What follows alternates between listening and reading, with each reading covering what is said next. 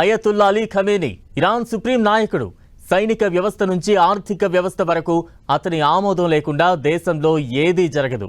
ఇరాన్లో అత్యంత శక్తివంతమైన వ్యక్తి. 1939 ఏప్రిల్ 19న ఇరాన్లోని మషాద్లో పుట్టిన ఖమేనీ నజాఫ్లో మతపరమైన శిక్షణ పొందారు. అప్పట్లో ఇరాన్ రాజైన మహ్మద్ రెజా పహ్లావి పాలనకు వ్యతిరేకంగా అండర్ గ్రౌండ్ కార్యకలాపాల్లో పాల్గొన్నారు ఖమేనీ. దీంతో ఆయన చాలాసార్లు అరెస్ట్ అయ్యారు.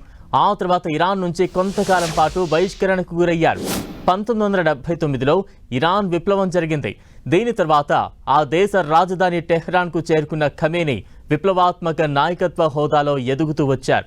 1981లో టెహ్రాన్ మసీదులో ప్రసంగం ఇచ్చేటప్పుడు ఖమేనీపై హత్యాయత్నం జరిగింది. ఈ ఘటనతో ఆయన చెయ్యి పక్షపాతానికి గురికాగా అయినా సరే ఎదుగుతూ వచ్చారు. 1980 నుంచి 1988 వరకు ఇరాక్తో ఇరాన్ యుద్ధం జరగ్గా సైనికులను స్వయంగా చేయడంలో ఖమేనీ కీలక పాత్ర పోషించారు. దీంతో ఆయనకు గుర్తింపు వచ్చింది. 1981లో అప్పటి ఇరాన్ అధ్యక్షుడు మహమ్మద్ అలీ రాజై, ప్రధాని మహమ్మద్ జావేద్ బహౌనార్ చనిపోయారు. దీంతో ఖమేనీ ఆ సమయంలో 95% ఓటింగ్తో అధ్యక్షుడిగా బాధ్యతలు చేపట్టారు. 1987 నుంచి 89 వరకు 2 సార్లుగా అధ్యక్షుడిగా సేవలందించారు. 1989లో అప్పటి Iran supreme leader Ayatollah Khamenei చనిపోగా ఆ తర్వాత అదే ఏడాదిలో అలీ ఖమేనీ సుప్రీం లీడర్గా బాధ్యతలు స్వీకరించారు.